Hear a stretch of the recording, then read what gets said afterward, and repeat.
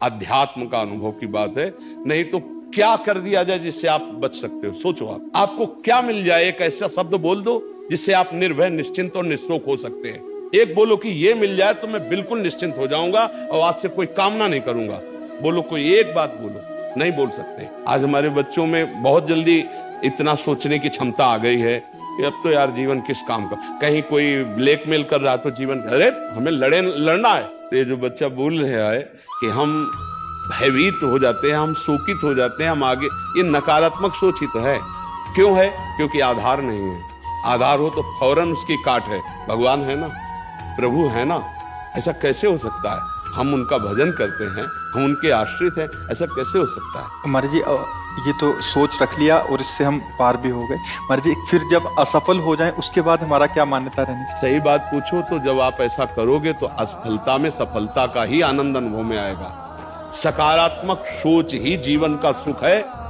नहीं तो दुख और सुख और जय और पराजय ये टिकाऊ नहीं है। जैसे दिन टिकाऊ नहीं है, ऐसे रात टिकाऊ नहीं, ऐसे सुख टिकाऊ नहीं है, ऐसे दुख टिकाऊ नहीं। कोई सदैव विजयी नहीं रहता, कोई सदैव हारता नहीं, कोई सदैव सुखी नहीं रहता, कोई सदैव दुखी नहीं रहता। ये क्रम चलता रहता है। दुख के अवसर पर हमें हमारे विचार बचाते हैं हमको। अभी हम अपने विचार में अपने को बीमार मान ले तो हम कल से आने लायक नहीं रहेंगे। ध्यान रखना, हम आज अब भी नहीं मानते कि हम बीमार हैं। तो हमारी निगेटिव सोच जो है ये बिना भजन के नहीं जाएगी।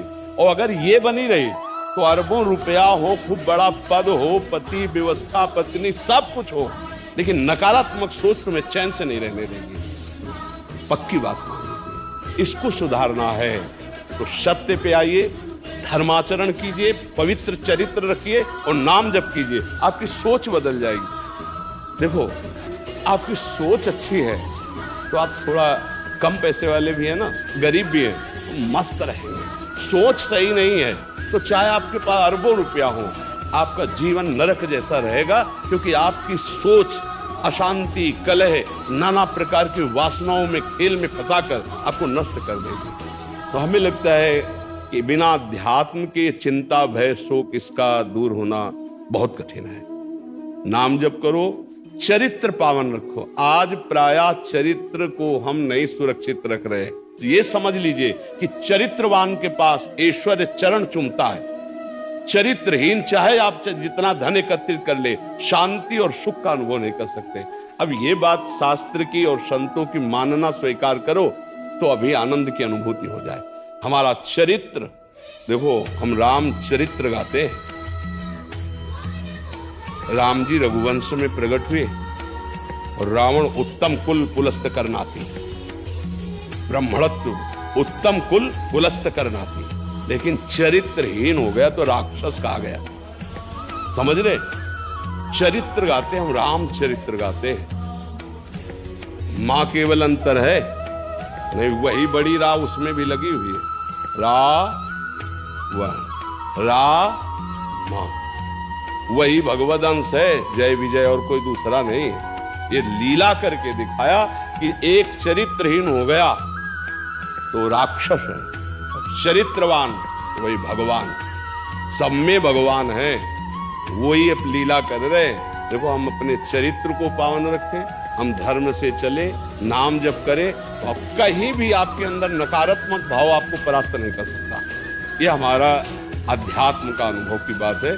नहीं तो क्या कर दिया जाए जिससे आप बच सकते हो? सोचो आपको क्या मिल जाए? एक ऐसा शब्द बोल दो जिससे आप निर्भय, निश्चिंत और निःशोक हो सकते हैं। एक बोलो कि ये मिल जाए तो मैं बिल्कुल निश्चिंत हो जाऊंगा और आज से कोई कामना नहीं करूंगा। बोलो, कोई एक बात बोलो। नहीं बोल सकते, क्योंकि एक के साथ हजारों बातें लगी हुई है। एक केवल वो है कि परमात्मा मिल जाए तो फिर सबको, जिसके पाने के बाद कुछ पाना बाकी नहीं रहता, जिसके जानने के बाद कुछ जानना बाकी नहीं रहता, और जिसको अनुभव करने के बाद कोई भय नहीं रहता। 5 वर्ष के प्रहलाद जी हैं, त्रिभुवनपति हिरण्यकश्यप है, सकारात्मक सोच है, मेरा हरि मेरी रक्षा कर रहा है, बाल बांका भी नहीं कर पाया। हाँ, अगर हमारी कभी पराजय होती तो उस समय भगवान इतना बल देते हैं, इतना सुख देते हैं कि वो पराजय क्षण में नष्ट हो जाती है, हमें शोक नहीं होता। देखो, बड़े बड़े भक्तों को पराजय का मुख देखना पड़ा। धर्मराज युधिष्ठिर, अभिषेक हुआ, इंद्रप्रस्थ के सिंहासन पर चक्रवर्ती सम्राट पद पर बैठे कपटियों ने कपट करके परास्त किया। 12 वर्ष का वनवास, 1 वर्ष का ज्ञातवास, परिणाम भारी कष्ट सहा।